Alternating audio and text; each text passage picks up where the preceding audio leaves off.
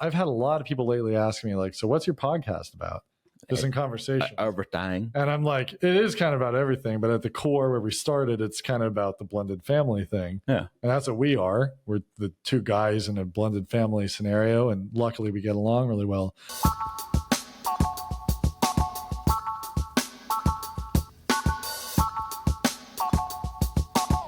Welcome back to Just Weirdly Blended. I'm Jesse. And I'm Tom. And no one will ever see the beginning of that.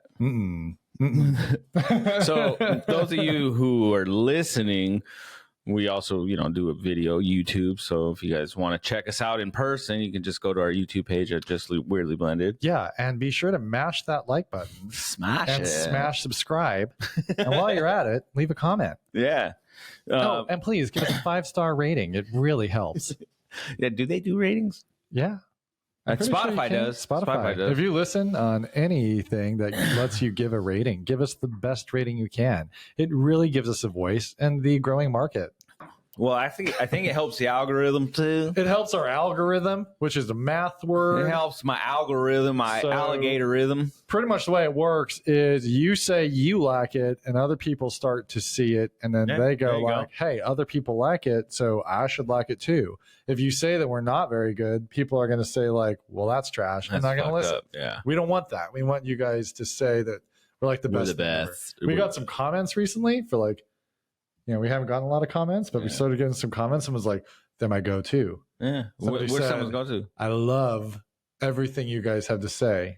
You're amazing. You're rock stars. I think those were legit comments too. No. They better be. Not paid actors. We paid those guys a lot to say that. So they better be for real. They better mean that shit. No, guys, we're super stoked. Like, we started playing around today. We're like, we're going to start embedding. We're going to try to do like, people do reactions, but we're going to do that. It will not help you that are just listening. You'll be more confused probably, but if you're going to watch any of this stuff, you'll be like, whoa, I'm seeing what they're talking about. It's going to make our stories that much better. Yeah. Because there's going to be context. You're going to be like, whoa. That said, we don't know how to do it. So we just spent like an hour trying to figure it out. With it. Yeah. It's not working. So we will figure it out, and you guys will see even newer, crazier stuff to smash that like button with. Just crazy, just weirdly stuff. No, I was talking about we're trying to post for, our little pictures, your thumbnail for YouTube. You guys, that's you hard. won't, people on YouTube will never see that because I cut the intro. I cut the intro out because I have a separate intro, that we use. That's right. I should just use it. Yeah, because last time it was the video one's cool though. It's cool. It's legit. Fun. It's fun to do the video editing sometimes. Yeah. It's just a lot of work. So I can't imagine people who do the YouTubers who do gaming, right? And they're constantly zooming in and out, doing these weird things. That would take fucking forever. This is why you guys should mash the like button, smash subscribe, and give a 5-star. We do it all. We do everything. We don't have a staff. We don't have people. No. We work. We are the people. And then instantly we're done recording. I quickly go in and do the audio editing. Jesse spends the week doing all the video editing. It's because I'm lazy. I'm going to be honest. No, this guy rocks it out. He does shorts all week. I mean, he's mashing like buttons all over the place. It's crazy. I need to do the shorts more. It's just trying to find the... Anyway, that's boring stuff. How you guys doing? Good. Oh, hopefully you guys are having a good. They're gonna answer back. We won't start till you answer. We'll wait for your answer. We got time. Oh yeah, I hear him. It's nice and smoky here in the good old Tri-Cities. So do you remember a few months ago when New York was in smoke and it was like the end of the world? Yeah. It was all bad. It was like here. Yeah. I mean, we are caked in smoke. Not a word. Nobody cares. Well, it's also normal. I know. We're just the West. It says normal out west. It's actually not the worst we've had. We've had it where it's this is nowhere near the worst. I remember a few years ago, it was like New York style. 2 years ago? 3 years ago. 3 years ago, we had the absolute worst. I remember, we were still in remote learning. And I was teaching from home, and I go outside, just smoking a pack of cigarettes. I'm like, oh my God. Yeah. No, we did Elena's birthday and did a piñata. Yeah. And we were just okay, let's go inside. Yeah. All right, everyone, you got your inhaled all that smoke. Now let's go inside. Yeah, it was indoor piñata. That video game where what was that called? There's a video game where it was like end of the world, and you had to wear like Fallout. Yeah, that was it. Oh, It's like yeah, Fallout over here. Fallout's awesome. I never actually Such played an it. awesome game. Never actually played it. It's cool because it's like you have to like build your weapon. You have to make sure you maintain your weapon. Oh, There's cool. a lot of realistic aspects to it in that sense, where it's not just you have unlimited ammo. You got to like preserve a lot of. There's this like crap. weird like creatures, right? Oh yeah, you know, there's got to be weird creatures. Yeah, In a Fallout, right. nuclear. That's all it does is make things mutants. I want to know how true that is. Not very true. I think you just get cancer and die. That's pretty much what happens. No, I want to see Hulk. Right. Get them gammas. Before you get cancer and die, you become Hulk. Yeah, get the gamma That ray. is the right. That's the Get way that it strength. works. I mean, Get that Hulk strength. well, that's what created Godzilla, right? They did testing off the coast of Japan, and then all of a sudden, Godzilla came out, and it was. I love those movies.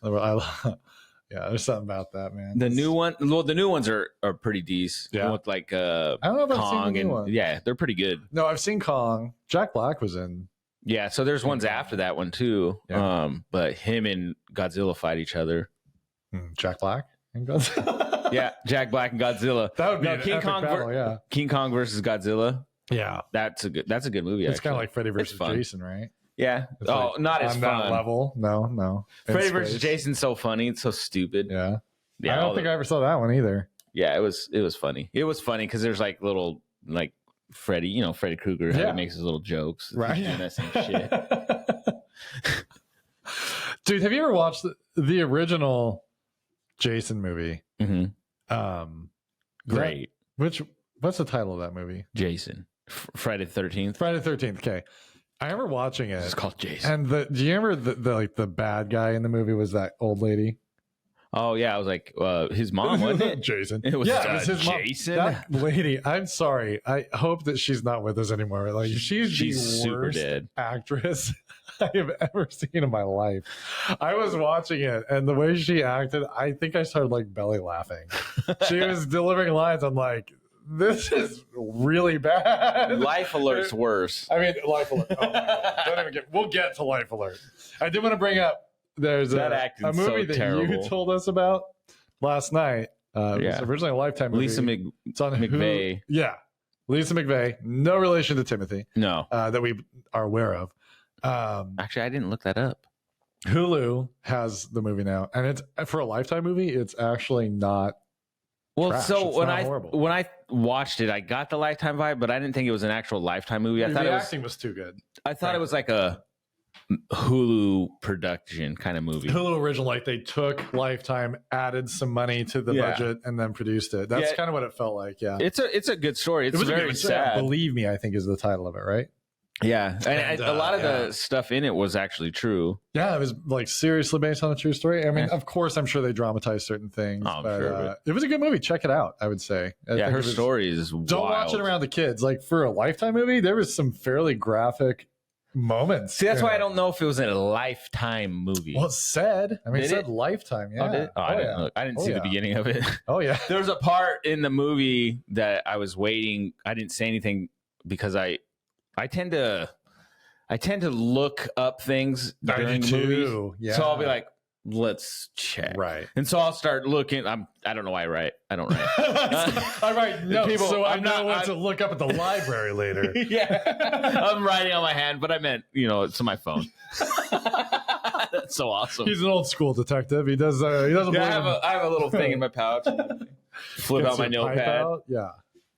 But no, I'll look stuff up. And so there was a part in the movie that I read and I was like, oh, why didn't they add that? But then I asked Alicia, I had mentioned to her last night. She goes, yeah, they showed that in the beginning. I'm like, oh shit. Oh, I must have missed it. they got everything. Like the suicide note.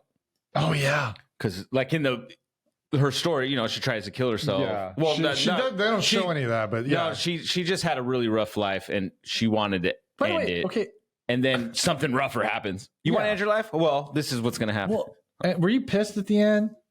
I don't Well- want to give anything away, but Granny's sitting there on the couch. I'm like, Fuck grandma. what's this bitch doing sitting there? See, I think Pardon she my got language. charged. Did she? I Well, think not in so. The show. Yeah, she should have got charged. Yeah, she should have. Nasty. Man. And it pissed me off because they didn't tell me how her sister's doing. Yeah, right.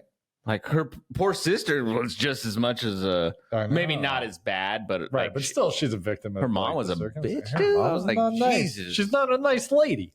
Good movie. Check it out. It is. Yeah, for like a Lifetime movie, it was worth the hour or whatever. I'm not gonna lie. It's one of those things where it's like you think about your life and you think you have this rough life sometimes, right? And I grew up and I thought I had like.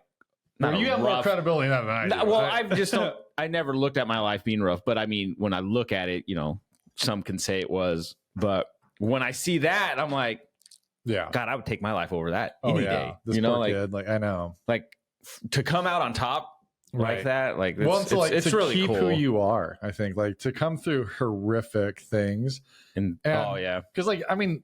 I have not had a bad life, and still like I get down and get like I mean like it's so easy to get caught up in like negative stuff and like I don't know. Yeah, power to people that just you gotta have a strong mind. I think you got willpower. You really do, because like they in the movie she there's a point, and in the story she wants to kill herself because it's just dealing with so much prior to what happened, and to endure. Okay, you know what? I don't want to do that day in and day out. Like when death's knocking at your door and like, hey, you're about to die. The will to live, and she's like, nah, I think I'm good. I think I'm not gonna die now. Yeah, and the psychology of it, like for what that movie was, like I thought it was interesting. She was so smart because she had been through so much that she kind of knew how to play this guy. Yeah. It was just an interesting It's really good. Check it out. Yeah, check it out, you guys. It's based on a true story. There's a serial killer involved. It's There's awesome. another thing I watched that was kind of like very interesting. It's what was it called? It's on Netflix and it's about the opioid crisis. It's like a mini series. I can't remember the name of it, but if you look it up right now, it's like instantly X gonna give it to you. That's an amazing title, actually. But it's pretty much like about Purdue Pharma, and how they just like produced OxyContin knowing it was bad. It's very like over dramatized at times, like of course. But it's like I don't know. Like I remember I think it was 2019, the Sackler family was taken to trial. They're the ones that owned Purdue, and they're just like garbage people. Like anybody in pharmacy, scum pharmaceuticals. Well, this family though in particular, like it gives me joy that like 3 people are going to hear me trash on them. They are billionaires. They knew. I don't care what they say. They knew exactly what they were doing. They knew intricate details as doctors what this drug was doing, and they were pumping it onto our streets and getting everybody addicted to it. Didn't care. Well, they're legalized drug dealers. They are. They were a cartel. And so, like, this series kind of plays it like that. It really shows that they were nothing more than drug pushers. Like re-dramatized kind of thing? But like there's moments where it's like kind of corny. Like it gets to the point of like corny, but it definitely like shows you what you want to see. Yeah. You want to see them pinned in a corner and like there's a scene where the guy like there's a weird dynamic where the guy has like a voice in his head sort of that's like interacting with him and he just gets the shit knocked out of him. And it didn't really happen, but it's like in his mind. And it's like, it was fun to watch because you're like, yeah, I would love to take this Sackler guy and just beat the hell out of him for what he did. Was he the one, who was, there was someone who was in the pharmaceuticals who was, I guess he was actually like trying to, it was like a 700% increase on the price of what it cost. No, that was a cancer dude, right? That was not cancer. Well, the one I'm thinking of, this one in particular, the one I'm thinking is OxyContin. Was not even OxyContin. It was EpiPen. Oh, EpiPen. Yeah, they had like a massive increase in price for no real reason outside of they could make more money. And you got kids that need EpiPens. You got people whose lives depend on this thing, and now they're charging up the butt. Billions. I don't know. Yeah, it's just like and that's a whole thing. I understand, like there's a place for everything, like, but the way that this is laid out, and really, like, there were lawsuits won now against this family. Sure. This family in particular, they made billions of dollars off of the destruction of lives and society. They knew exactly how heroin works. Oh yeah, and they made legal heroin And they went from prescribing it to only like dying cancer patients, which if they become addicted, it doesn't matter. They have chronic pain that's not getting better, and ultimately they're not going to live. So the addiction doesn't really matter. When it comes to normal people with like back pain or something, people were getting addicted. So the series kind of goes through all these like components. It shows like a guy becoming addicted. It shows the family getting richer and richer and richer. It shows all this. And it's funny to like think back. And I remember seeing a clip of there's a gal, Sackler. I don't know who she is exactly, but she's one of the doctors in the family that owns the company and made all this money. Sally. And she's sitting there and she's going, you know, knowing what I know today, I don't see how I could have done anything any differently. That's like a quote from her. And I was thinking to myself, I remember in 2004 watching Intervention and like episode after episode after episode, kids saying, we started playing with Oxycontin and then we couldn't afford it anymore. And so we went to heroin. And like, how do you not know as a medical doctor what I know? You're either insanely incompetent or you just are a psychopath who does not care about what you've done to society. It's probably the second part. Like that family should be absolutely destitute and all of their money should go across this country paying for treatment programs. They should be broke and working at McDonald's, and their wealth should be fixing and they won't people. Be, though. That's and they won't. They never will. Yeah. They've been held accountable, and they still have claimed no personal liability. They won't see a prison cell. They still are billionaires. They're just aren't as billionaires. I'm just like, at the end of the day, they're fine. Yeah. And people have lost their kids, their moms, their dads, their brothers. People have lost their businesses. They've lost their dignity. It's disgusting. It's very, very frustrating that people like that can exist. You know what I mean? Like, oh yeah, no, I get it. So anyway, the show like itself, and like, I'm not gonna say it's the best thing I've ever watched, but it was fun to watch. If you hate people like that, it was a joy. It was a treat. But I've done OxyContin. It's I had a friend who got hooked on it pretty bad. She was like, I guess she said she used like she admitted like how she was addicted. She'd smoke it, like all that stuff. And I mean I can see why people get addicted. Well, the way that it's just like so many people, but it just makes you. I don't know. For me, it makes me sleepy or just gives you that like drunky feeling. I think but some people are seeking that. That's the thing. I think it really depends on your body chemistry. One of the stories I remember on the show Intervention, there was a young guy. He was a football player in high school. And this is like early 2000s when this drug first came out. Like nobody knew anything. It probably had so much worse things in it too. He got a back injury, and so his doctor prescribed him OxyContin. And the problem with OxyContin, at least the way that this show presents it, and it jives with what I've heard in the past. So you get like a 12-hour slow release capsule, right? And you take it. But after about 8 hours, the pain starts coming back. So you need to take the pain relief. So people start pushing it back. Well, the way this drug's designed, it not only makes you feel better, it gives you like great feeling if you are susceptible to what it does. So people start taking more and more and more. My mom and before long, I mean, you're just totally addicted to it. My mom was hooked on I don't know if it was oxys, but she had painkillers and stuff. Probably the same family. It probably was. But she was hooked on that, and she would always write it, and she'd be like, "Oh, I'm out of pain pills," all of a sudden. And so they started like, "Hey, no, like you're right." Good.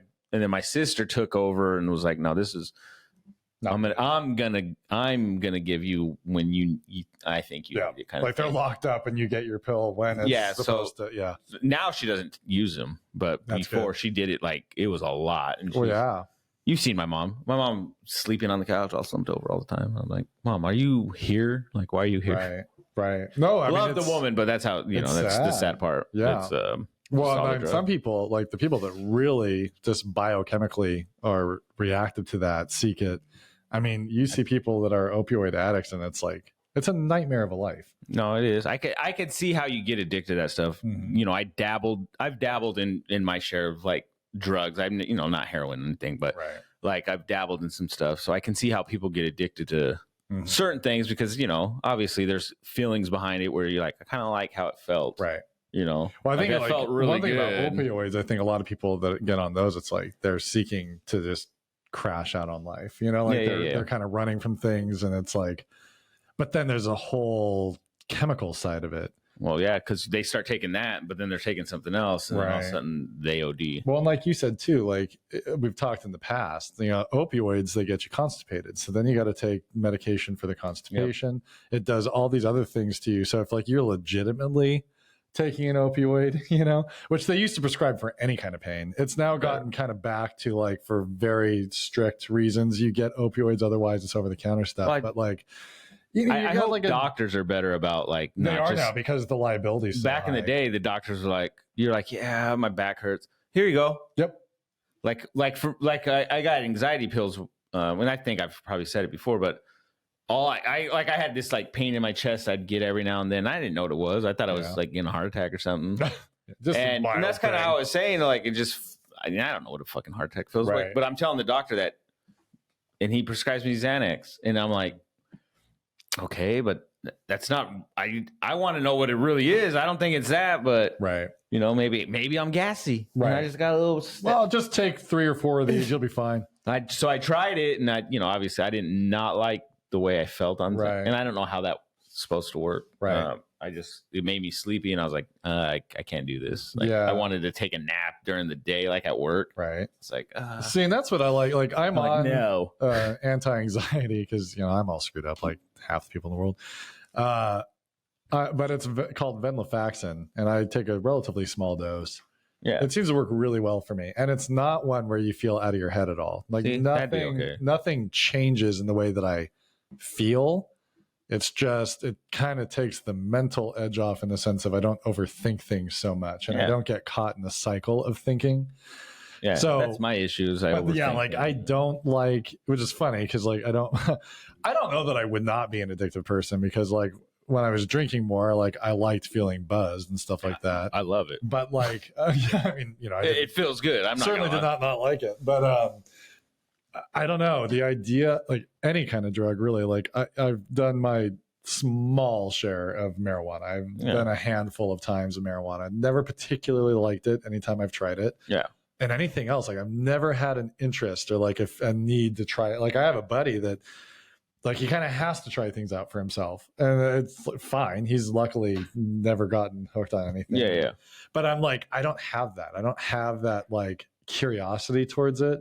Probably because I've watched so many episodes of like people being totally destroyed by it. But the idea of like, I mean, drug dealers, they know that they're doing something bad. Yeah. The fact that these guys can live in like billion-dollar mansions and be legitimate people. It's crazy. And I understand, like there's real pharmacist stuff. There's like great medications. There's a time and a place for opioids. I'm not saying that it's all evil, all bad. But they knew what they were doing. That chooses. Yeah. I mean, I'm just like, God, those people make me sick. I think I'm that friend that will I just got curious. Sure. And I was like, I'll try it. But then there's things, but that's the thing. There's things where I'm like, no, I don't want to try that. Like, you're like, no, you got to try shrooms, man. It's so cool. Right. Like you have this cool like experience. I'm like, bro, you said you hallucinate and stuff. Right. Like I'm gonna have the worst hallucinations. Like, yeah, that's what's gonna happen. I swear. Like, it's not gonna be a good reaction for me because I'm nervous to begin with. So I'm gonna go down the rabbit hole of crazy. that's where I'm at. So I was like, I'm good. And then obviously heroin is and acid. All those I've never tried that because I'm like, that stuff terrifies me. And acid, like years later, you can like because it stores in your fat cells. Well, you can die. You can destroy your brain with acid. Like it's I don't know. Yeah, no, I'm good. I'm not kids. Just speaking of acid. No. So speaking of acid, I don't know. Speaking of nothing. Let's move into Life Alert. We are now sponsored by Life Alert. We're almost there. That would be awesome. That'd be so dope. I would sponsor this. The only way I could sponsor Life Alert is they've allowed me to be in one of the commercials. Seriously. We were talking about this. So yesterday I was watching like regular TV. We were just kind of, looking around on our phone. So just the regular TV was on. I'm sitting there on our ottoman.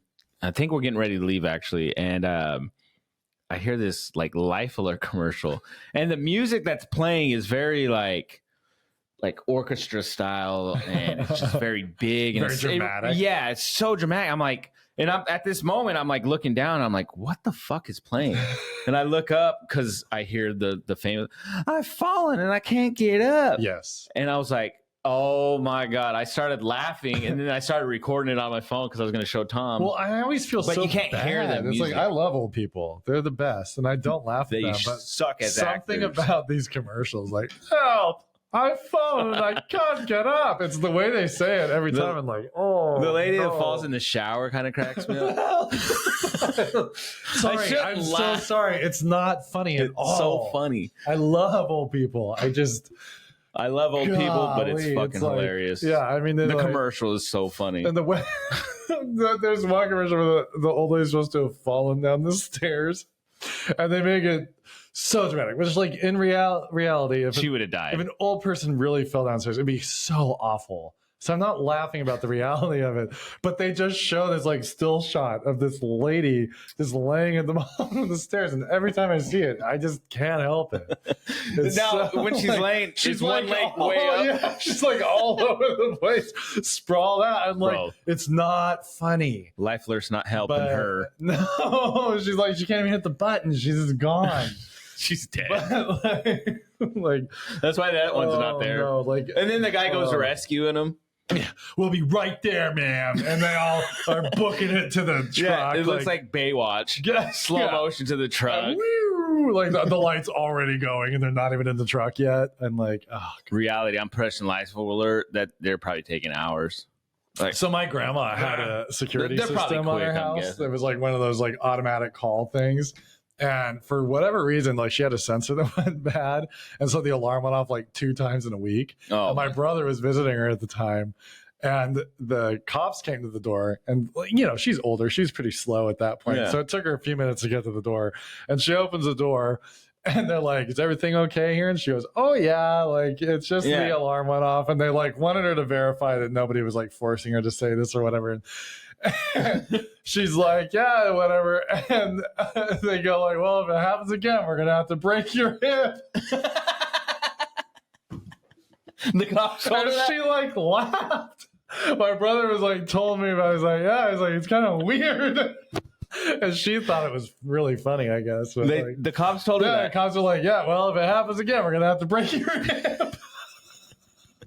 Oh my gosh. So, I don't know. Professionalism at its best. Tacoma PD, man, they don't play. That's funny.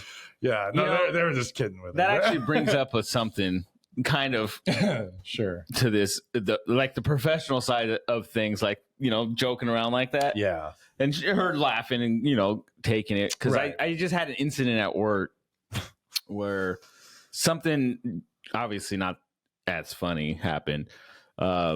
But someone said something like as more of a joke, like, hey, I want to check this shit out. Yeah. But then the other person like received it Oh. negatively. Oh. So it caused this huge issue. Harassment. Can't do that. No, yeah, it was like crazy. Like, so there was this whole issue that happened Friday at work, and I was like, oh, why? Because it's someone on my team. I'm No. So now you're gonna have to lead a discussion about. But like, you know, like I would have joked like that. I'm gonna break a hip, and Yeah. you know, I Yeah. think I could have got that away with it. But then some people, they have a way of Sally. Hey, tone. Fat Sally, why don't you have another donut? Yeah, and then Fat Sally's angry. I know. Yeah, like some people just, I don't know, the way they say things, you know, they're joking. But then there's Yeah. other people that they say things jokingly, but it doesn't sound like it's Yeah. a joke. I You try know to. what I mean? It's like yeah. a tone thing. I My mean, kids like, are great with I try tones. to be really careful at work because it's just like, yeah, it's just not worth the risk. Like, Yeah, I don't joke know. with anybody at my work. Yeah. Just my team, and then I have like one of my good friends, Nick. Right. I joke with him. If you have like Just a 'cause relationship I've with people known him sort of for outside, that's the 13 thing. years It's like or it's something. different, but like just openly, whatever, in front of everybody, it's just very dangerous. Yeah. But I work in I do a lot of customer service. Yeah. with my job. Right.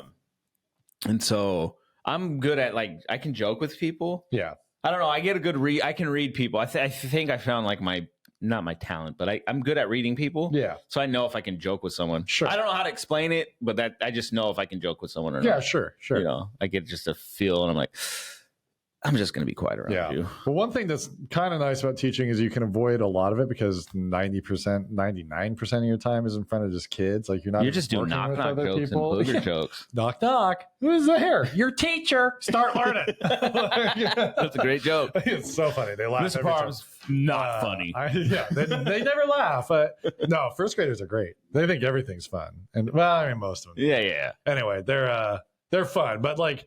There's not a lot of time to get off task with other adults. Like pretty much like your entire day is like truly being like on task working. Yeah, that's so true. Like it's less time where people can get themselves in trouble with that kind of stuff. Like people aren't usually sending like sexual harassment emails across their district email or like this in the 60s and not slap each other in the we butt. don't get to have fun like that anymore. Yeah. The elementary school.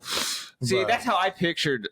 Like going back to that whole thing about we talked about that before. The teacher lounges, when it's break time, you teachers are just joking around in the lounge. Yeah, it's so more, but then I can see how it is more like I just need a break from I need silence. Yeah, me, I me. definitely like before my cousin, because my cousin teaches in the classroom right next door, so now like we'll eat lunch together.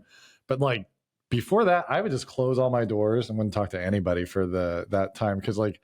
Yeah, like lunchtime, like I just needed a moment to like kind of decompress. Well, you need that. Because like the thing about teaching is like you're on. It's like being on stage performing for like hours on end. And I'm not complaining about it. It's just like the reality is like you are presenting information and monitoring other people, for a significant amount of time. And you have to make a lot of decisions within that time. And it's like you're always on. You can't just sit back and chill, you always got to be like, I mean, like you got to make sure that everyone's on task. You got to make sure that everyone's safe. You got to make sure that they're learning. You got to check in with everybody. You got to figure out, things pop up randomly and you got to kind of work those things out. And you got to make sure that they're learning the content. So it's like your brain's just got to be firing. So there's moments where it's just like, that's what summer's all about. I want people to understand. It's not that we're trying to be lazy. It's just like you have to recharge that battery a little bit. You do. It takes a while. But I feel ready to go back. It takes 2.5 to 3 months. It really does. Let me tell you. Like this summer went fast. I'm like, I'm going to go kayaking and we got to do a hike, bro. We got to do a hike. None of it. We have not hiked. We went kayaking once, which was amazing. But we only went once. I'm just like, I've done nothing with my summer. We might go on a hike in September. We will. School will be back. School will be back. But it'll be nice. No, but like I would like to go. I want to not just go to school like and I'm going to do school and home. Well, it's so friggin' hot in summer. So like I need to actually like go out on the weekends when I'm working. And like not when it's freezing, obviously, but like take the kayak out in September when it's not so bad. Like I don't know. Yeah, I get it. Sometimes you got to do what you say. Right. Like, we like during the summer, you want to do all these things. And as a parent, I'm the same way. Like, I work all year, but I want to do things and I want to take the kids out, especially in the summertime, and go do this stuff. And I need to get my kids. Let's go camping. Let's go do this. Let's do this. But then all of a sudden it's like, oh shit, school starts in a week. I know. I haven't done this or this or this or life this. Just keeps moving. And I was so lazy this summer. I'm usually like not super lazy, but like this summer, I had so many days. How was it though? Like you got to be honest with yourself. It wasn't nice though. I was worn out because like, I mean, poor me. I know most people work like all year round. Okay, like I'm aware. No, we get it. But like I have other teacher friends. Last summer, like I worked the whole year and it was great. But then like I did summer school, and so summer was pretty short. And then like we've talked the end of last summer, I found out about health stuff and like you started really like working on that. So like I was exercising all the time, trying to eat better and doing work stuff. I just got to the point, I think I was just like wiped, I was mentally wiped out. So yeah, I mean, it felt great. I just was like way lazy, spent a lot of weeks doing almost nothing. So something I've been working on for myself is I've been trying to not just be lazy, but just not just be lazy. I don't want to I just don't want to be like, but no, I tend to just, I'm always on the go. I'm always doing something. I got to get this cleaned, or I got to get this going. I got to do this. I can't sit down. I can't do this. That's kind of the way my brain tends to work. And so like lately, like especially during the summer, it was more like, you know what? No, I'm going to get to this. Where's it going? You know what I mean? Right. Like I feel like one day I had to do the yard, but then I was like, you know what? I'm not going to do it. Right. Like I kind of just want to sit and let myself, and I'm starting to allow myself to do that. And I think that's okay to do, is to allow yourself to have those lazy moments and do stuff. And because at the end of the day, a lot of that crap's, it's not going anywhere. Right. You know what I mean? And we're not saying to just be lazy and never do shit, but like you're allowed to chill for a second. You've got to recharge the battery a little bit. And I've learned that obviously our just culture recently. really doesn't admire that trait. You know, like really there's a lot of pressure to always be absolutely perfect, have everything perfect. And that's not going to happen. Yeah. I mean, like, and I got to be careful though, because so when I was little, like elementary school age, I was diagnosed ADD. I didn't have hyperactivity, but apparently I had attention issues. So I was like one of those kids that are, you know, ooh, look at the butterfly. Yeah. Ooh, shiny. But so like to compensate for that as I've gotten older, I think it's like I'm one or the other. I either don't do anything or I'm like super hyper focused. Yeah. And like in my classroom now, I've been going in the last like week or so, and it's like just hours and hours and hours of getting stuff ready. Because it's like either I can do nothing at all and have like no motivation to do anything, or work.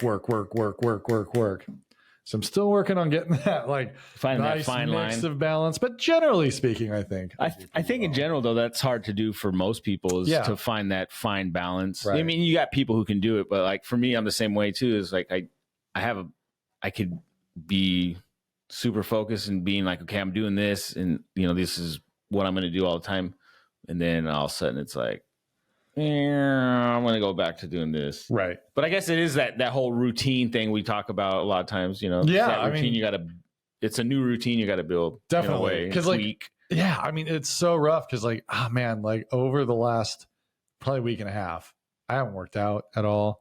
My diet's kind of gone to shit. And I got to like rein that in because like I realized we've talked about it for a year, that friggin' routine. Yeah. Summer was so easy. Like I was thinking like, dude was thinking he's coming out looking like Chris Hemsworth. For real. I was like, dude, you ain't got nothing on me, bro. I was like, limitless nothing. Go for a jog in the morning. I'm going to do a mid-afternoon workout. Protein I'm going to be making I was like going to do these like perfect meals. I was going to like rock it. Yeah. I think like 3 days out of the entire summer, I did 2 workouts in the day. And can you imagine if you did the things you thought? I mean, like, look, like I am to the point. I don't care in the sense I am realizing my body type. I'm not going to be jacked. I'm not going to be huge. So that's okay. I don't need to be. I just don't want to give up on the health. Something I realized too is like, I've kept the weight off. Yeah, me too. Me too. But my diet hasn't been that great. Mine hasn't been great over the last. I've noticed I'm going to keep myself. I'll try to keep. I don't know. Maybe try to get my steps in, or I'll do something, or one day I'll eat more than the next. Right.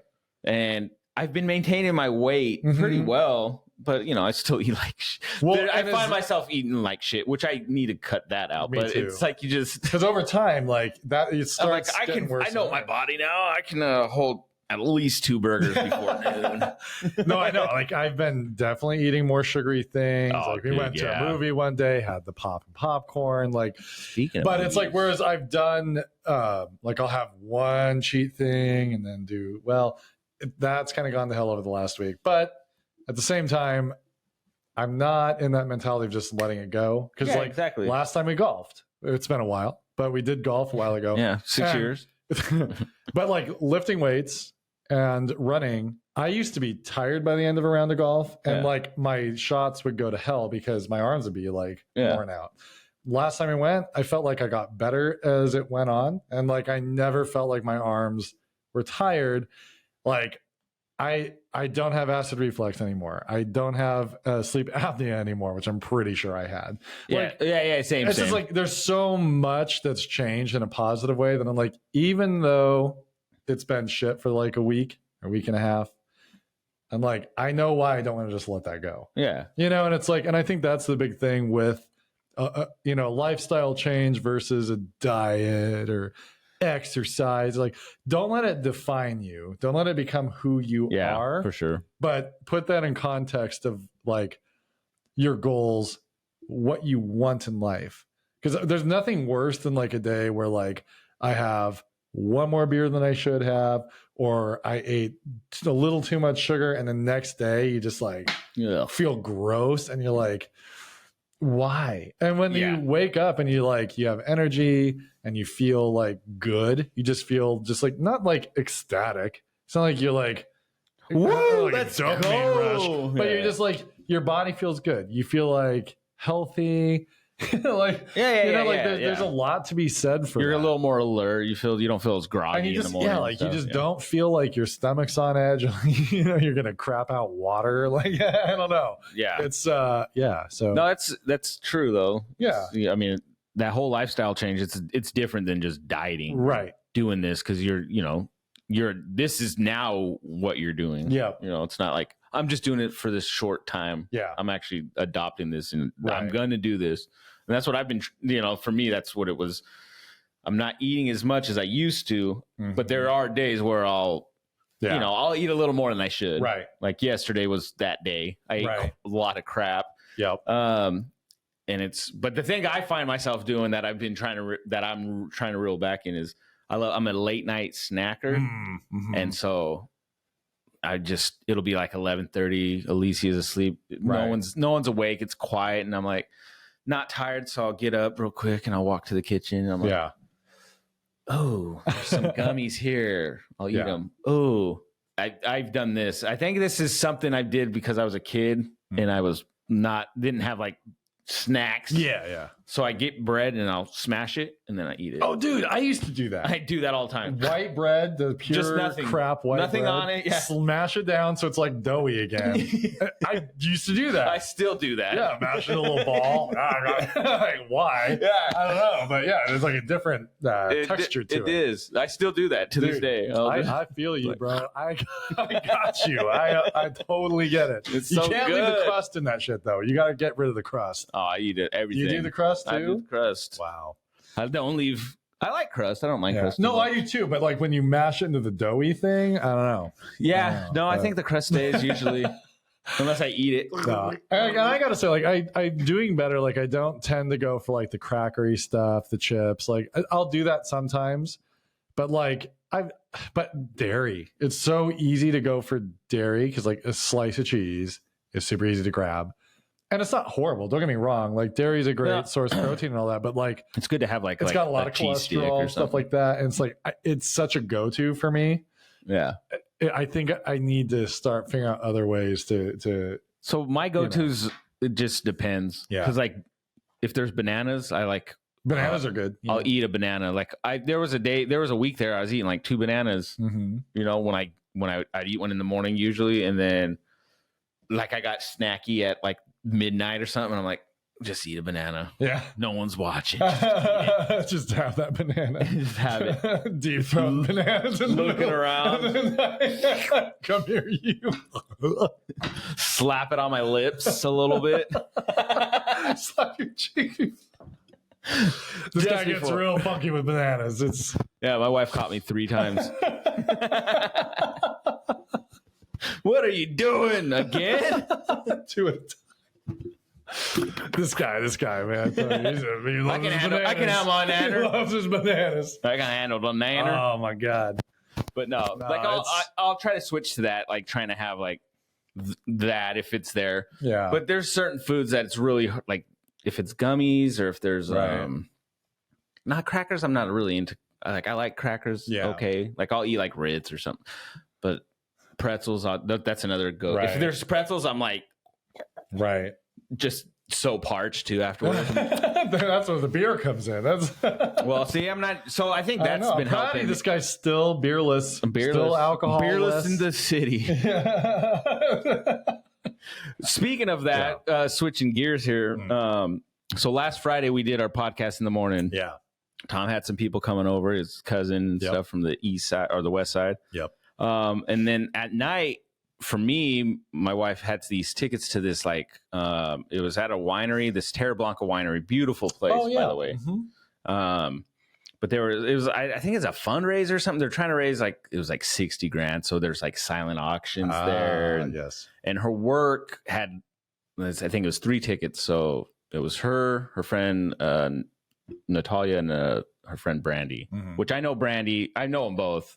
But so they brought their significant others. And so we went to this place. I'm not thinking winery. Like, I don't remember. I don't think I knew where it was until towards the end, and I still wasn't processing that it's a winery. You get there, they hand you like a wine tumbler, like, oh yeah, and so you get in, and obviously you can have all the wine you want, no cost, right? Oh, that'd be trouble for me. You could taste any wine you wanted in there, dude. I would be. They had like the vendors. Oh my god! But they also had food there. So yeah, they had but it doesn't different matter. food vendors. I had to be really careful with wine. I get real trash. I'm not gonna lie. I smelt one of them, and I was just like, God, it smells really good. Red it smelled like, dude, it was a red wine. It was a red wine. It was very sweet smelling. Dude, I know it probably tasted amazing, but I was like, told my wife, I was like, this is the worst place I could have came. What am I doing? Oh my god! I'm like holding this glass. I was like, what am I gonna do with this? Yes, she pre-funked before we went. She had her little vodka because she hates wine. Alicia hates wine. Yeah, like we've gone wine tasting, and she hates wine. I'm the one tasting all the wine. I love wine. Yeah, but it was it smelled. I was gonna say it was really good. It smelled really good. Yeah. But it was cool. But it was funny because I looked at Alicia and I was like, there's probably a lot of this that happens, right? Like that I don't know about. But I was like, babe, this is how the other side lives. Yeah, right.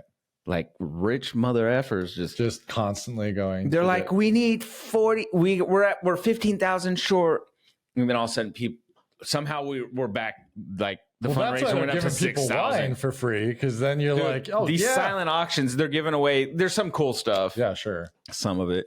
They had this wheelbarrow full of like these nice liquor, like whiskeys, like nice whiskey, like good whiskey, like Crown Royal, Black Label, crap like that, right? But I think it went for. Oh no, that one got raffled off, so that one was I think free. But everything else that was there, that was like maybe similar. I mean. Starting bid was the lowest I seen was like $75, right? And it was something small.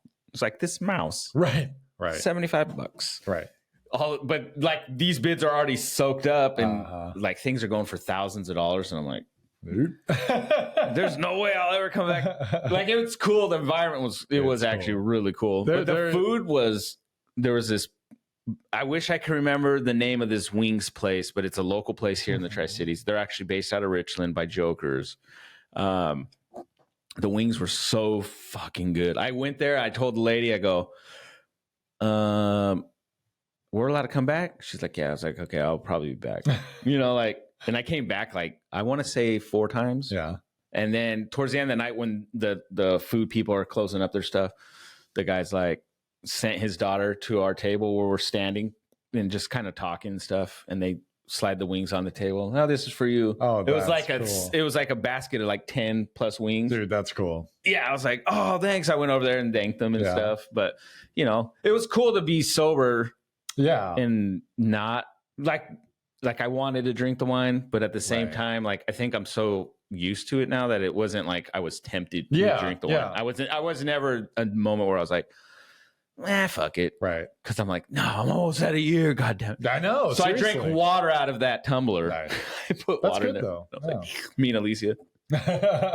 She didn't. Yeah, I guess she didn't like wine. She doesn't like wine. Did they have she other tried alcohol some too. beer. Okay. So they had brew. It's like it would have. Like if I was drinking, it would have been cool. Yeah. Well, and like places like that, I don't tend to get out of control. Don't get me wrong, but like there was probably some out of control people. Wine, I'm sure. It just sneaks up so fast. It does. It's like it's different. I don't know. I'm telling you, there were it was all the wine that you can drink pretty much that night. It started at like they want people bidding. Like they gotta get you willing to spend some money. Yeah, beautiful place though. Yeah. Now, which one? It's out Benton City. It's out towards Benton City. Okay, I delivered there once, when I was younger. It has like these, like you walk down this path and it's overgrown with like vines. Mhm. It's cool. Don't they have like a little terrace outside with like a water feature in the center and stuff? Yeah, that water feature was not doing anything. But yeah, I okay. think that they do. Yeah. It's that one. You feel like you're in Tuscany at some of these places. Oh yeah, it's gorgeous. Yeah, it's beautiful. kinda- Like if anybody's out there that is not from here, we're like wine country. We're considered. Mm-hmm. So we got a lot of wineries here. Yeah. Probably a lot of wines you probably drink. But and by you, I mean you people You guys out in the there. audience, not this guy. I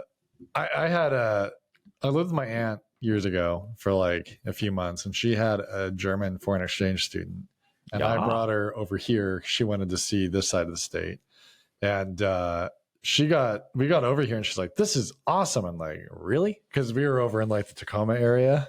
Like, you like this? She goes, "Yeah, this feels like Italy." Because like in Europe, they drive through countries like we drive through states. This feels like She's like, torn. this is like war-torn Ukraine. I'm like, well, yeah, that tracks. That's about right. Yeah. No, it's so interesting here because it can be very beautiful and very ugly depending on what you look at and where you go. Ugly. Yeah, it's smoky.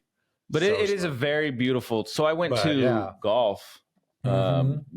Was it yesterday? Friday, right? Friday, yeah, it was Yeah. Friday actually. And me and my buddy went golfing at this Wine Valley golf course. Mhm. Beautiful. Not by But Walla Walla. But that probably, if I was, I guess, in Tuscany, that's how it would probably felt. Because it's just, there's nothing, just There's farm. hills and mountains. And you can see the mountain range. Yeah. And stuff. Yeah, it's out by the Blues. The hill range. Yeah, it's mountains. The Blues. The Blue Yeah, Mountains. it's gorgeous. It was a beautiful day and stuff. So Yeah. I can see that though. Because it just right around us was nothing but wineries, probably. Yeah, right. Just right down We there. have tons of wineries all through here. Yeah. One of So it's cool. this actor, Stephen Amell, he has a winery in Walla Walla. Yeah. He's the one who played Green Arrow and all that. You There's know? lots of there's a ex-football player. Who is it that has a winery or is at least invested in a winery around here? I'm sure there's like lots of money. I was like, I was going to make up some name. Kevin Costner. Kevin Costner. He has Yellowstone National Park. If you here. build it, they will drink. Oh, if you build it, that'd be a nice winery. Yeah. Speaking of wine, there's a Snoop Dogg wine, which I hear is actually really good. It's not cheap, so I'll bet it's pretty decent. I want to say Alicia's friend Natalia, she had it and she said it was really good. I think. Yeah. Is it or skunky? it was my friend Efren's wife. Anyways, it's skunk. Just curious. Skunk weed. It's a skunky one. It's a red and green wine. yeah. But me and JJ yesterday went shopping with my wife. Yeah. So she's at that Marshall's or whatever, and JJ wants to see PetSmart or Petco or whatever. So I was like, fine, let's go. Yeah. Walk in there. There's like a Snoop Dogg. Like, I don't know if he's either sponsoring some pet stuff or he has his own line. I'll bet. I was like, what? This guy's everywhere. That guy, Snoop Dogg, is like got to be one of the smartest. He's iconic. Somehow he crossed from like the rap game to the old white lady game. Like, I don't know how he did it. Martha He's Stewart. got credibility in both worlds. And he and Martha Stewart do have some odd chemistry, don't they? Like they work really well. I wonder if he's smashed. I don't know.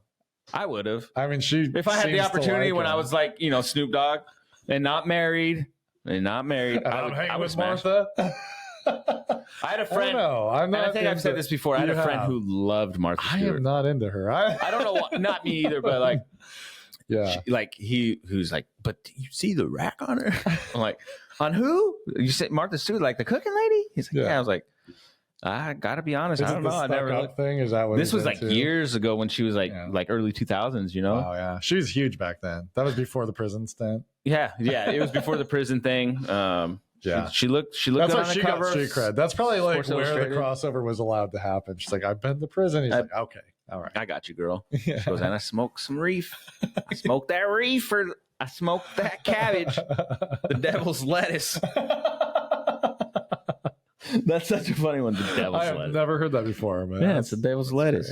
But you had your cousin over, right? I did that Friday too. So yeah, and speaking of being on, I feel like not that obviously family's different, but to be hosting and just being that host mentality for a few days is got to be kind of tough sometimes. Yeah, I did okay. I mean, my cousin's pretty cool, and I got to know her husband. I was more worried ahead of time than having them here, at first, because I didn't really know her husband. I met him a few times, but we never really hung out.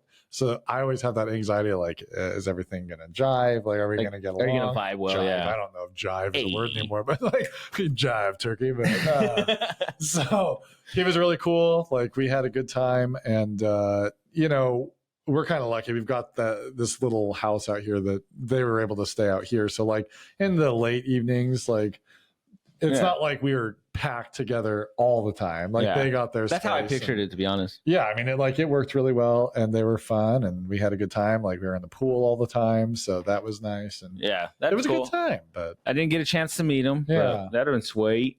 I know. You guys should have come over. I was. What the fuck did I do? Oh, I went hiking. Oh, that's right. That day. That's right. I was like, what the fuck did I do? But I guess I wasn't hiking Sunday either. The Catchus Lake or whatever. Yeah, Kolchak. Kolchak Lake. That's right. What you guys been to? Yes, apparently we have. We're trying to go. That's where we're trying to hike. Yeah, beautiful place. We're gonna go there again September, I do believe. Anybody, if you haven't been to Kolchak Lake, highly recommend. One of these weekends, I just want to like drive somewhere, do a hike, come home. Yeah, just drive to Walla Walla. Yeah, go hike a farmer's back. Yeah, come on. I want to go to Africa someday and hike around Lake Titicaca. Just because, just like, say it. Who named that lake? There's got to be a meaning before it was. We're saying Titicaca. I know it's got to be like. There's got to be some. I mean, I guess we could always do it. I don't know. Like, there's got to be something else, and we're like, that sounds like Titicaca. We're saying it's so American, right? Yeah, I'm sure in African, it's probably like beautiful sounding. Whatever language they speak there. It's like, yeah, I'm not even 100% sure which country it's in. But I remember learning that one and like, am I allowed to say that? Like, I'm not getting in trouble. Dad, I'm sorry. Yes, Lake Titicaca. I drank wine. My favorite lake in the world would have to be Titicaca. Like, you just like saying it. What's your favorite mountain? Rim Job, I do believe. Rim Job. The Rim Job Appalachians. Mount Rim Job. It's the most amazing mountain. Yeah. But, so did you hear we were having a hurricane over here on the I know the California was not us, but like it was the coming West Coast is going to have a hurricane. They were going to have a lot of rain in Cali. Yeah, they're not going to get a lot of it's been downgraded. Yeah, well, they're not going to get a lot of the wind, but they were supposed to. It looked like it was speeding up, but then now it's slowed down. So yeah. But they're going to get essentially a monsoon, right? Yeah. But I wonder if we're going to get some of that here. It's supposed to, from what I heard, come up, and we're supposed to just get moisture, but not like. We're the Tri-Cities. We're probably going to get nothing. We're probably going to get a ton of wind. That's probably all we're going to get. The wind that they didn't get. We always get wind. So we live in what's called the Columbia Basin. For anyone that wonders what that means, we're like a wind tunnel. Just everything blows in. We are windy a lot of the year. Like any in between season, fall and spring. When it's not cold or not really hot, we're going to be windy. Yeah. And then every other day it shifts. Like you get a nice day and it's like, oh, here comes the wind. Here's a crappy day. Oh, it's windy again. Here's a nice day. Constantly. Beautiful place. And here anyway, I'm just laughing about something I had said about being the windy city. Yes. No, and then finding out that Chicago doesn't mean that they were windy. That's okay though. I always thought it was fucking windy. Most people assume that that's what it is, and I'm sure they do have lake winds. Well, hey, but it's the talking. This is how educated I am. I thought Winston Churchill was a fucking author. My wife has no clue who Winston Churchill I didn't know he was like a hero. We foster dogs. I thought Winston was on the Churchill. That's where his name comes from, actually. Yeah. So my wife got a call from the lady that runs one of the foster organizations that we work with, and she said, "Hey, there's a 3-month-old bulldog puppy that's going to get put down because he has spina bifida. So if you're willing, can you go look at him?" The vet called. They confirmed with the owner that she was willing to give the dog up if somebody was willing to take it, but she was just going to have it put down. Yeah. So my wife went out, met him. He was adorable, super sweet. And he's so not in pain. Sweet. He's not in pain. Like he has life to live. So she took him. So we have him with us. And I'm like at work, because she called me at work, like, And instantly I'm like, yeah, do it. Go get him. Yeah. And I'm like, don't kill this dog. So I know, like, that's so sad. but I have one condition. He has to be called Winston Churchill. Like, he's an English bulldog. Yeah. And for those of you that don't know, he was not an author. He was actually the Prime Minister of England during World War II. He was integral in the defeat of Adolf Hitler, led England through the darkest hour of its history. And I mean, that's, I guess, debatable, but, you know, one of the darkest hours of their history. And amazing. It's so fun to read about him. He's just such a character. He would smoke cigars constantly. He drank scotch before bed. And he lived to like 90 years old. They actually smoke cigars and there's a certain size and ring of cigar that's called a Churchill. And that's typically the cigars I smoke are Churchills. I don't smoke them often, but I do. Those are the fatter ones. They got a fairly good ring size, and yeah, they're the longer ones. And sometimes they get way too big, but these are on the larger size. Yeah, I mean, I'm not, you know, hey, I bought one time. The way I like bananas is I like cigars. Just put half in your You taste them. So actually, you kind of do. Cigars are a fascinating thing. You don't have to taste half of it, though. It's not like, you know, cigarettes. I don't know. I'm not a tobacco guy. Yeah, I get it. But like cigars are different. It's kind of like anything. Like you can get hints of different things in it. Like marijuana's different. Sure. You know what I'm saying? I don't know a lot of marijuana, but yeah, I'm sure it's kind of the same thing. Like, you know, your different strands and like there's semitones underneath the flavor. And there's definitely a point in the cigar where it kind of gets grosser towards the end. So like Winston Churchill was famous for only smoking about half of it and then getting another one. I feel like it gets stale. It kind of does. Like it definitely, like in the beginning of a cigar, it's pretty fresh and you don't feel like it's like lingering on you. And if you keep going to the end, it definitely gets like heavier. Kind of like coffee at the end, you get some of the ground mixed in it and it's not as like. That's why you always see like a little bit of left. And I mean, and people with the money to do it will like stop, you know, halfway. 2 puffs done. More, but like, yeah, like me, you know, I'm going to get my money's worth, but I'll roach that. Using big old pliers. Gotta take the rest. I put the end in a bong. No, I don't do that. But no, it's like, yeah, I don't know, but like he's definitely like a historic figure. I've heard of him. I just never knew who he was. Yeah, he and Roosevelt. There's a famous story, and I don't know if it's true, but there's a story that he came to visit Roosevelt at the White House when they were like plotting on how to kill Hitler and like, and not kill him, but like how to defeat the Germans. Oh, it was totally and how to kill him. Like, we're gonna whack this guy. This Adolf Hitler. You don't know what's coming. Let me tell you. You know, it was like that. So he's smoking his cigars. Yeah, we're gonna whack this guy. But apparently he would end his night with a cigar and a glass of scotch. So he's in the tub. I don't remember if he was supposed to be in the Lincoln bedroom or where, but he's in the tub, smoking a cigar, drinking a scotch. He finishes his bath, gets out, puts on his bathrobe. No, he didn't even have a bathrobe on. He walks out nude into the bedroom to like put his bathrobe on. And there's Lincoln, his ghost, standing there. Oh. And he says something like, "You seem to have caught me in a disadvantage, sir."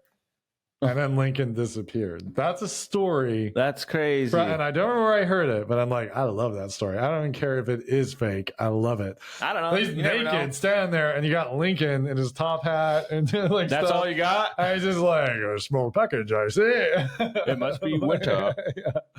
So I feel like Lincoln would have talked like Sean Connery. I don't know. Yeah. Oh, smack a lady with ya. Sean Connery, man, I tell you. That's how he sounds. I only smack her as she gets out of hand. I know. Did he actually say that? He did. Like the 90s, like, do you regret saying that you'd smack a woman? Well, no. If she's speaking out of turn, you don't smack her right away. You give her one or two. You give her 1 or 2 warnings, and she keeps it up. Sean Connery, man. One last thing. Yes. Speaking of Winston Churchill. So apparently this, we're going to read these weird stories that we saw. Yeah. There are a few of them. There's one where this a mortuary worker apparently got pregnant and then is suing the state for child support. Okay. I don't know how true this is. This is us reading. I just seen it, and then I was like, So the I don't know what premise the fuck of is. this whole thing is like, first I'm like, this can't be real. We're not going to talk about it. Like, no, the reality is like, we should talk about this and discuss the merits of the story. Like, could this possibly be real? Or does it seem like one of those like gotcha where you click on it just so they get a click? See, I don't know. You read bull. It's so crazy. Like, obviously she's female, right? Yeah, Because she got pregnant. she got So that pregnant. eliminates being a man. Yeah. I get how a man could defile a corpse. Yes. I'm a little confused as to how a woman could defile a corpse. I think the only way it could happen, right, is if there's like an erect penis, and right? like a dead body. How are you gonna do that? Is there blood still in it, right? Ejaculate, you know, like there's still blood. But how does that work? I don't know, dude. I don't know either. Like, did she syringe out? Maybe she like took out like in a syringe and then shot it in something and then inserted it. I don't know. That seems. But how can you go to court and be like, state owes me, I raped a dead body, which is a crime, by the way. I raped a dead body and now I'm pregnant and he doesn't want to pay. What if she called rape on him? She probably did. Well, she's saying that the family, he raped me, owes he's money, been dead. right? What do you mean he raped you? Yeah, like you actively made that happen. Just like a man not listening. Yeah. And he acted like he was so cold after we were done. It was like I wasn't even there. He's so cold hearted. He was so cold. Something wrong cold with it. hearted, this guy. So there's that. I really am very genuinely wondering how, like physically, how is it possible? It's when a man and a woman have sex. Yeah, I get that when part. A man. I want to know. It is, there's times where I have issues. It's called rigor mortis.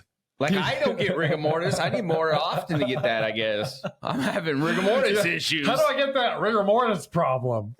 I don't know. I'm like, fuck, I'm alive and I can't get up. The only way I can see it is like, they have needles and stuff. Like they do surgery. Like, did she just remove the ejaculate and then syringe it in? I'm just guessing it's a fresh body and there's still somehow like stuff active. You know what I mean? Maybe he took Viagra right before he died, had a heart attack. Maybe. And it's just like, I got another hour.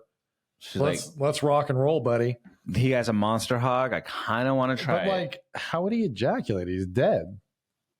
I don't know. Maybe I just don't get it. I don't think that's true. I'm gonna say bullshit. The merit of the story I call bullshit, but fascinating. Yeah, I mean for sure. And I would love to see. Where's your dad? Well, I raped. Can you imagine? I know you go in, you're like, the state owes me money, and they're like, actually, you're gonna get tried because you had sex with a dead body. That's illegal. And she's like, she's gonna get.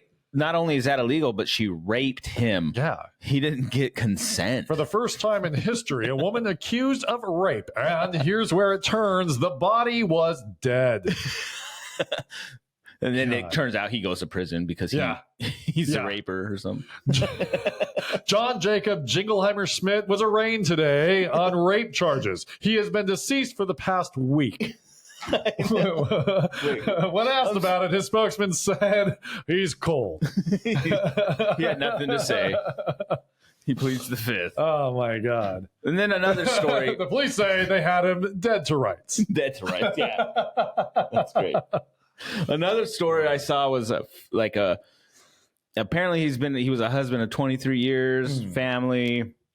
He's about in his 50s. 52 years old, right? 52 years old. Decides to become transgender. Nothing wrong with that. Sure. But he's now a 6-year-old girl, and he has now lives with a foster mom and dad who are older and have grandchildren that he plays with as a 6-year-old girl. As a 6-year-old girl, and in the pictures that I saw, he's dressed in what's that little orphan Annie? Yeah, he's like in a suit, kind of like that, holding a doll.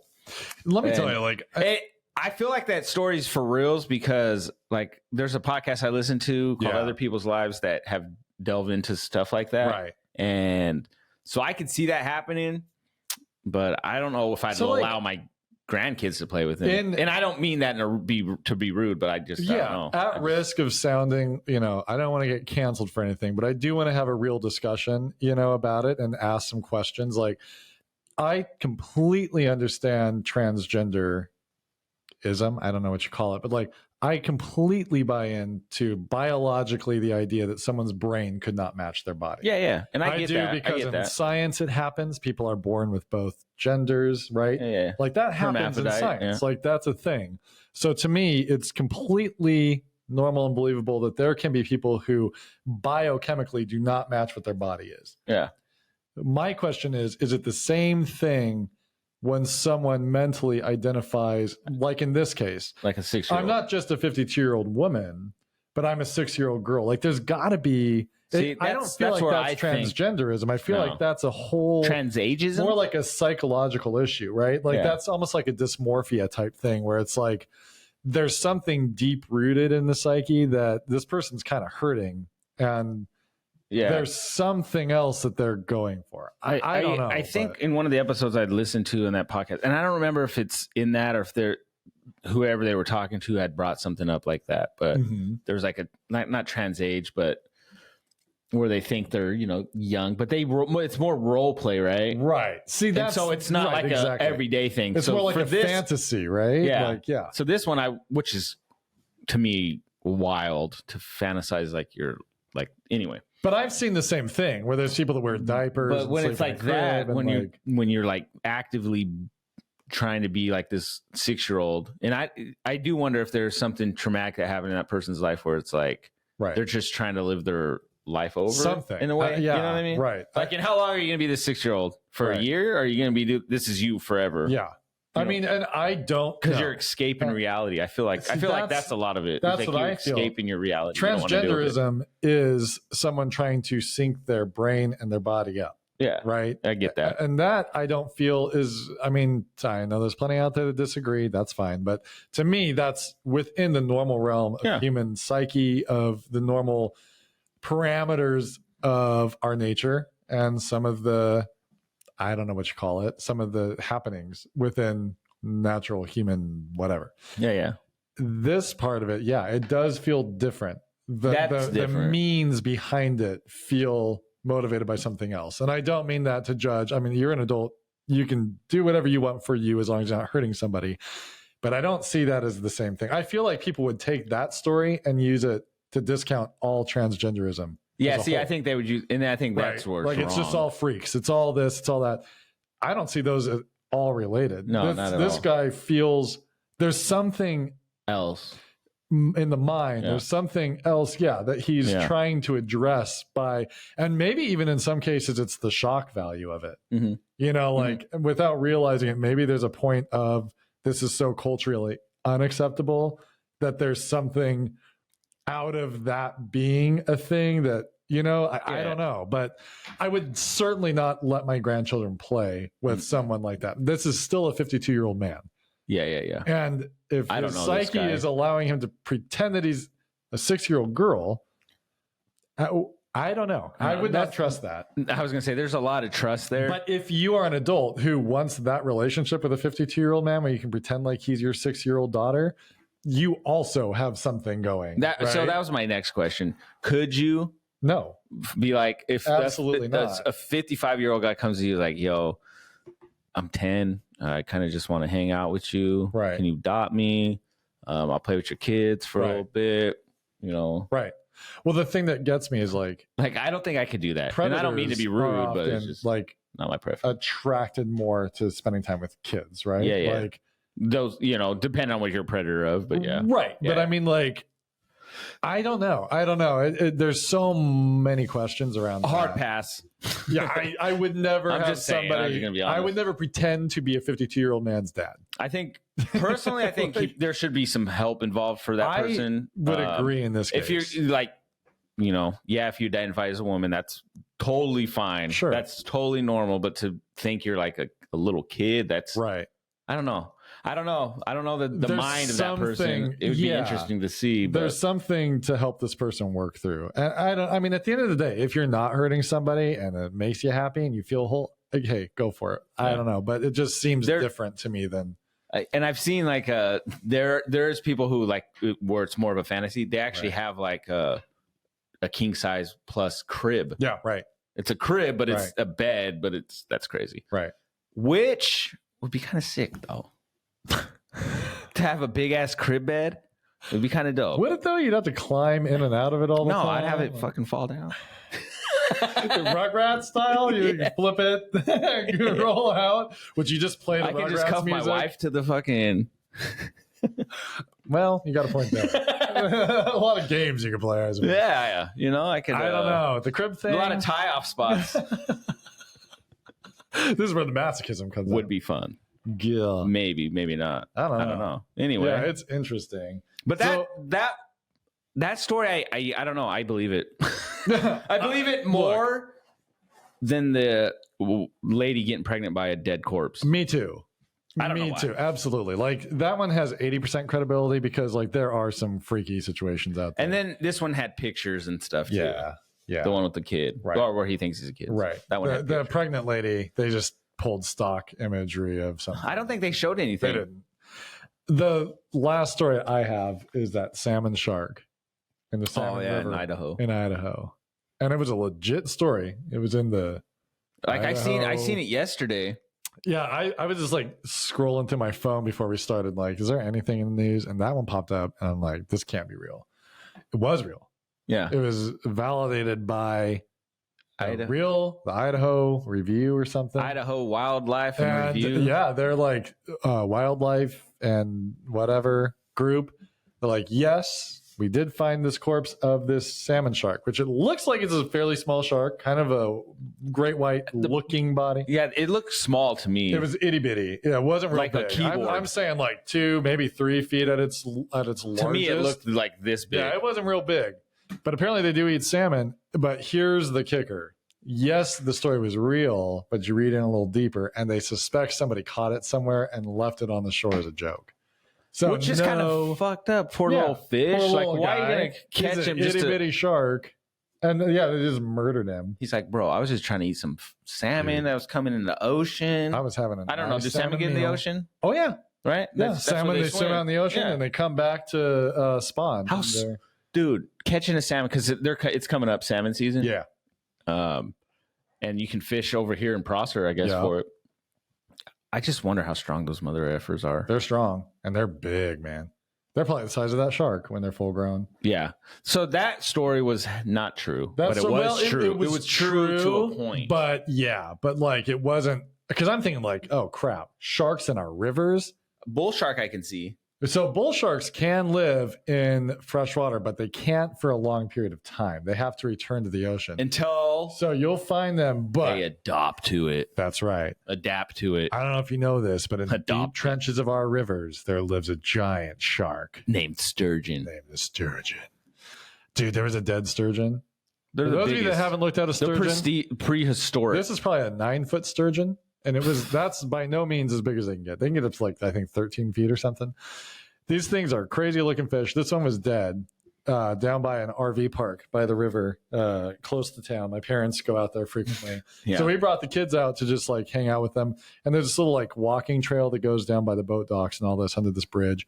So we're walking that way, and this sturgeon is floating by the edge of the river. It died. And it's just floating there, and it's gigantic. I mean, you would scary. if you did not know what a sturgeon was, you would think it was some kind of weird shark. Never seen one in person, but I was. We went to the river for my daughter. She turned 16, Mm-hmm. and so we went to the river.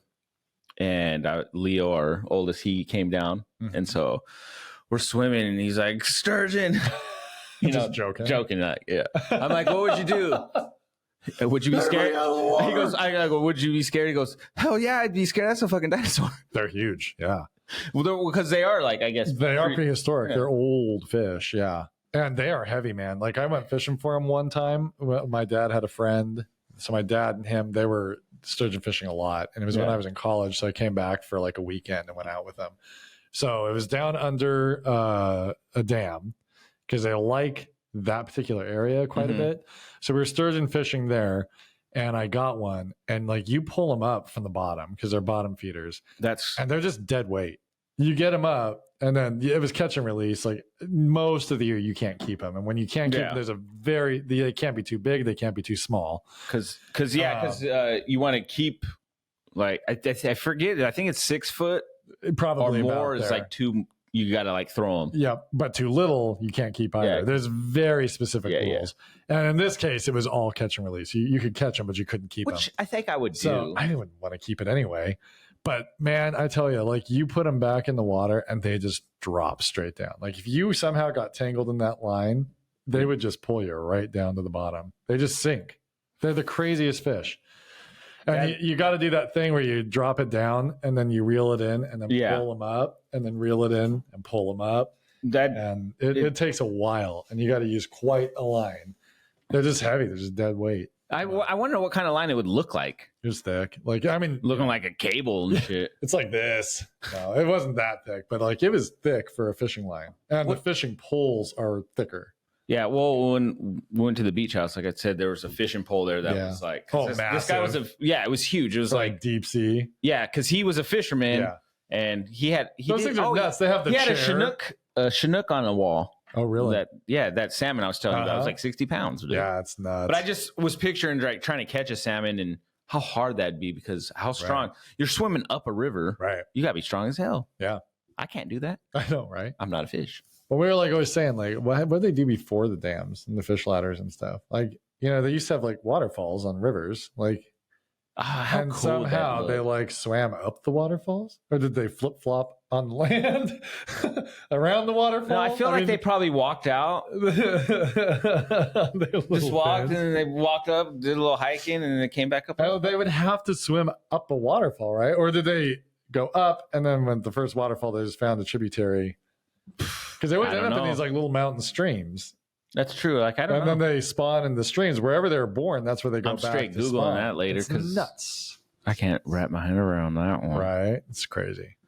I tell you. I do have a question. Yes. And I don't know if I think we forgot to do a question last week. Probably, but I think we had something to you guys. But anyway, I don't know if I should do the parenting one or the keeping your marriage exciting one. I don't know. It's up to you. You know what? I'm gonna do the parenting one. Okay. So I saw this thing, and it's like the question is: so what is the worst and best part of being a parent? Mm-hmm. You know, what is for you anyway? Right. The answer the guy had was awesome. It was, you know, just watching them grow up is the worst and the best part. Yeah. That's pretty like stellar. That's pretty good. I don't think I could come up with a better answer. I can't either. But let's be truthful. But truthfully, I think the best part is actually seeing the kids like come into their own. Yeah. Like my daughter Elena, just over the last year or so, she's just kind of come into her own person. I'm seeing like a lot more activity out of her. Like seeing that kind of stuff is she knows really the things awesome. She likes, the things she doesn't like. Her personality is like developing, and she stays true to who she is. She does. I'm proud of her. If she doesn't like something, she won't do it. Right. Like it's really cool to see that. And you know, like now I'm seeing JJ kind of trying to figure stuff out about himself, maybe or whatever. Yeah. For me, I think some of the best is like knowing that you have a real relationship with your kid, that development. Like I remember looking at Elliot, you know, Elena was like older, she could communicate and stuff. So like my relationship with her obviously developed over time because like I'm her stepdad. Yeah. And so like I didn't expect her to be like, oh, I love you. Or like if she did say it, it was more just like a 3.5-year-old like saying what they do. But like of course, like now I can say like, hey, love you, kiddo. And she'll be like, love you too. Like it's totally natural now.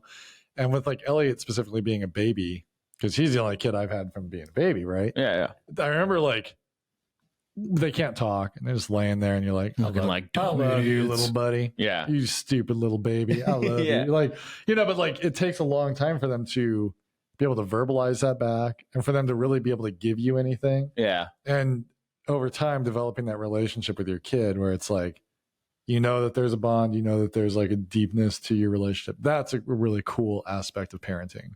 Yeah, no, I agree. It is cool, especially when they start being able to communicate with you. Yeah.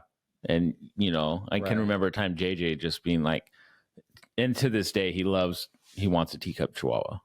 Like yesterday, they have chihuahuas and he wants one. Little tiny babies, but he was much smaller then, probably when he first met theirs, and he was just like, hey, you know, this little kid comes, be like 2. He was like, hey, Papa, come here. I want to have a conversation with you. legit grabs my hand, sits me down to a chair, and proceeds to tell me why he wants this dog. And I almost like, it was that moment where I almost wanted to cry, because I'm like taking in that this kid is, not only is he like a little boy, but he's like, he's telling me what he wants, right. like articulately. He like very. Right. It wasn't like a dumb kid, right. saying something. He was just like explaining it to me, and I was just in awe, and I was just like, and I think I looked at him and was like, I love you. Like it was, I'm not buying you a dog, but I love you. Yeah, it was. But I was like, dude, that he was able to do that. Like it was such a cool moment for me, where I was just like, dude, what the hell am I going to be? What am I going to be in for? Right. And for me, I think that's the worst part. Yeah. The worst part for me as a parent is not knowing what to do in situations, because it's new for me, because, Mine's I don't know what I'm doing. Like, so it's like, I don't know if I'm doing the right thing. I think that's where I'm always second guessing myself, or I'm always feeling like a crappy parent. Right. And for me, I think that's the worst part, because I don't want that to leak out where the kids see that maybe I'm down on myself, or I'm doing this, and then they see that, and then how does that make them look? Mine is in the same exact vein as yours. Something like my that. flaws. Yeah, exactly. Like recognizing my flaws and being like, for good or bad or whatever, like they see and they do somewhat develop out of us. Right? Yeah. Like we're setting this example, but like the realization that we have bad days and we have times we're just tired, and or things come up and you're like, I really hope I'm giving the right answer here. Yeah, exactly. Like there's a lot of uncertainty in parenting. It's not just a one size fits all answer. We've talked about that before. So it's like, I don't know. And I can see how they say like a 2-parent household's like statistically, I can see how they can say that's better, Sure. Because there's times where I'll say something to my son or one of the kids, and I'm like, God, was that the right thing? Right. And then somehow, like, I'll talk to Alicia, and I won't tell her what I had said or anything. And she'll, she ends up like maybe talking, and then I'll hear her say what I said. Right. Like not, verbatim, but this is what we meant. This is what we're trying to get.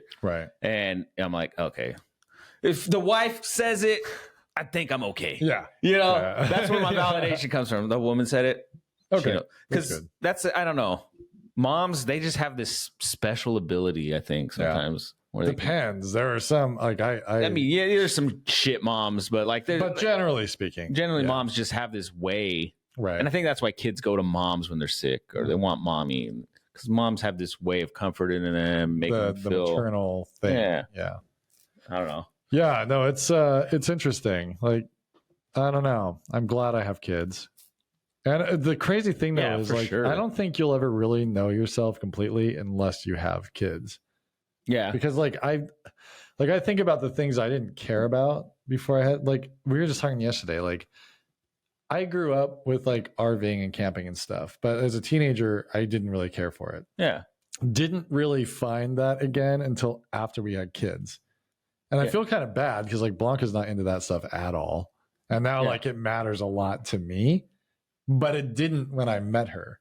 It was a part of something that I had. And then you're like, dude, this would be awesome. That didn't matter to me until I had my own kids. And it's like, I didn't realize what that meant to me until now. So it wasn't like I lied about it.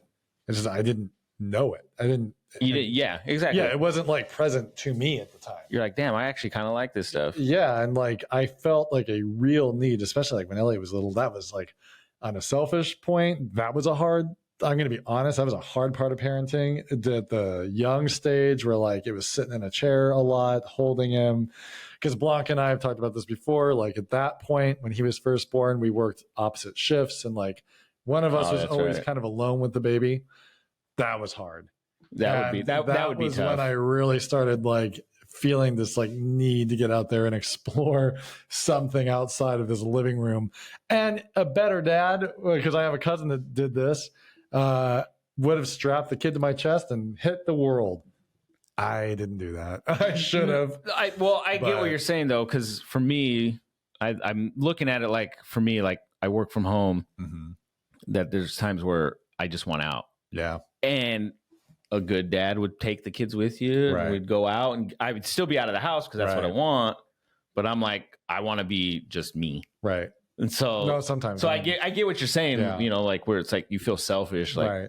Well, like I'm not the most social person, so the idea of like strapping my kid to me and all the effort of getting somewhere, diaper changes, all this stuff, like at the time I wasn't hiking like at all. So I'm like, I didn't even know where to go or what to do. It just like, I don't know, if I could have done it over again, I would have done that piece differently, because you get kind of depressed. Like I was happy to have this baby. I was never like super depressed, but just like, oh, I just remember being like, yeah, you just had like this feeling of like you're stuck, kind of, not in a bad way. I don't mean that like I wanted out of a marriage or out of my kids or anything like that. It wasn't at all like that. You just feel like you couldn't do certain things. Yeah, like I get felt like, oh, I think most parents get that, like where they feel like, oh, I just can't do something. And there's those parents where like, we're doing it anyway. Right. I think the cool thing with like my neighbors, Eric and Michelle, they have one kid's JJ's age, the other one's he's like 4 now. They've always been very good about that. Yeah, taking them out to experience things. Yeah, because that's how they are. So they're, you know, they're like the modern day like hippie, I think. Sure. You know, so they'll go out and just do shit. And I really admire that. I think that's really cool that they can do that. Right. I don't know. It's just something I guess I don't have in me, because I see that's probably how it was for them. Right. Growing up, maybe. Right. Right. And for me, it was more, you know, I'm trying new things for myself because it's new for me. So sure, you know, I need to just start doing that so it's new for the kids and me. Right. You know, so now they're introduced to it. So when they have kids, like I mentioned last time, normal. Yeah, it's more normal, and they're doing their shit. We just need to do it. And I keep doing that. Well, that's why it's nice being a blended family. So this is kind of back to the crux. I've had a lot of people lately asking me like, so what's your podcast about? Just in conversation. Everything. And I'm like, it is kind of about everything, but at the core where we started, it's kind of about the blended family thing. Yeah. And that's what we are. We're the two guys in a blended family scenario. And luckily we get along really well. Yeah. You know, there really is no reason that we can't take the kids out, do more of that kind of stuff. Yeah. JJ, just yesterday, we're walking to Walmart and he's like, Papa, when are we going fishing? I know, right? And that's like the third time he's asked me, and I said this before, I need to take him out. See, and the thing is, like, where do I go? I don't even know where to go. JJ will ask about that. Elliot has no desire, so I have to make him. But I think like if JJ were there, and I'm just like, buddy, we're going, he would get into it, and I need to make him, because he lets his world get so small, and I get it because that's how I am. Yeah. Like I can just stay at home, let my world shrink around me. Yeah, my world's my family. That's it. And right. I mean, like, and my family's living on my little ass world that I created. Yeah, my globe is super small. You know those classroom globes? That's my world. Yeah, that's how it is, though. I mean, really, like, you end up in your own little, like your little bubble, and then it gets uncomfortable. I haven't done this in years and years and years because, like, you know, I work and all that. But like, there was a point in my life when I was like younger, like early 20s, where like, if I spent a few weeks just by myself, like there was one summer I stayed on campus and I was doing not online, but like summer classes. I would go to class and go home and like sit in my little apartment. I do that when I go to I was like out of town. So it just got like, so I would get like really anxious to just go out to do anything. Like I just didn't want to run into people. It was very like, no, that's not healthy. That is a perfect example of how it feels working from home. Yeah, I'll bet. Exactly. Like I get to those points where I just don't want to be around people because I'm alone all day. Right. Especially during the school year, I'm alone until the kids get off. It's rough, and it doesn't make you hard to adjust for me because it gets hard for me. It's not hard for me, but it's hard to adjust to now there's kids in the house and stuff, and I gotta I gotta flip my mind somehow. And there's days I struggle with turning the channel there. Well, okay, their kids home, like it's fine, right? Because like a couple weeks ago, I found myself like all of a sudden it was loud in the house, and I was just like, oh, I got to get out of here. And I find myself being alone, and I'm like, what am I doing? I'm outside, and I'm like, why am I being alone? Like this is retarded. Like let me not do that. Like let me try to be in the house and just be okay. But there is a need to decompress. Like I think that we all like stimulation and stuff. Like for me, I can't concentrate if there's noise. Like if for example, we had a training a couple weeks ago and there was a textbook that we were kind of working out of and we'd be asked to read at certain times. As soon as people started talking around me, I could not get the words from the book. Oh, So like we all have our level of input that we can handle before we need to shut things out. oh yeah. So there is like legit decompression. Yep. But you can overdo that to the point of like, now I'm just like nervous to re-engage or like, you know, And I think there was a point there where that's what it was for me. Yeah. I was like, I think I'm decompressing too much. But Yeah. it's weird to need to decompress. You're home alone, Right. but I need to decompress. That's what's weird. You know, I'm already home alone, so I Right. shouldn't need, but I do. But do you think you get desensitized to it to the point that you get used to the amount of quiet that when you're bombarded then with noise, you don't have the tolerance for it? Yep. Kind of like that. Yeah, I think so. Yeah. Because So you need time to sort of adjust to that. I went hiking. So this is, I guess I should probably end on this, but I went hiking right to that Kolchak Lake. Yeah. I came home. It's about 9:30 at night, and like I'm just trying to like chill out. I'm thinking I'm coming home. It's gonna be quiet. Yeah. So in my mind, this is what I'm coming home to. Mm-hmm. I wasn't expecting or prepared to come home to my wife. You know, she had a couple to drink, so her and my nephew Eli, who was staying with us for a little bit. And my oldest Cheeky, they were all outside listening to music, having fun, dancing. Like it was just a lot of energy happening. And I was not in the mindset. I was not in the mindset or the mood yet. And I was just like, I had to like go off somewhere or something because I was, Lisi's like, she was like, not saying, are you okay? But she was just like, you like, what's going on? Right. This is a lot of energy right now. I was not prepared. I'm glad you guys are this way. I had to like make that known. Like I'm happy. I was like, I just wasn't prepped to come home to all this energy. Just give me a minute. You know, like I just need a second to kind of like. And then later on, it took me about half hour. I'm not gonna lie, it took me a minute, but I was like, but I stayed outside to take in the energy. You know what I mean? Sure. It sounds so like crystals, man. Like. I am one with the energy and the energy. But like I had to take it in and I like, okay, I feel better, Right. And then after a while I was good, but yeah, it was so much. It was just, but it was one of those moments like that. Yeah, sure. Just overstimulated. I was like, oh, what's going on? I learned a lot being a special ed teacher, like because a lot of kids with special needs, like they demonstrate a lot of things that you think are attributes of a disability. And the reality is the more you work with it and the more you work with these people, you're like, we all have that. Yeah. We just typically we're better at coping with it because we have other skills. Obviously, kids in general don't have the same skills. And then you add disability on top of that. It's just demonstrated more. But all of us have little tics. We have little things like I talked last week about rubbing my fingernails. That's definitely that's what I'm doing right now. You know what I mean? Like these are little things that we learn that people don't notice that we use to handle anxiety, stress, whatever, stimulation. It's fascinating, folks. Yeah. We all have it. We all have a need. Yeah, a lot of times I masturbate. It helps. Random places. Just kidding.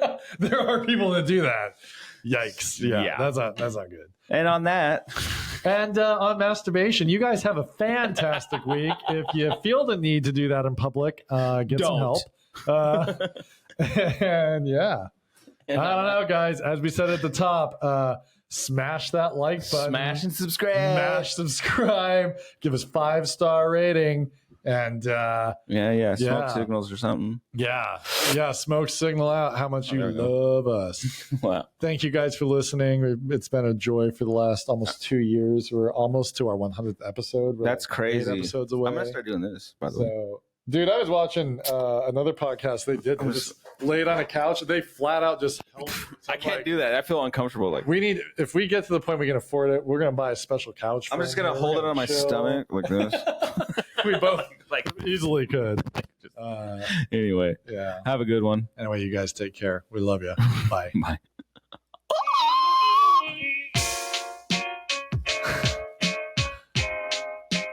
My intrusive thought was to tickle Tom a little earlier.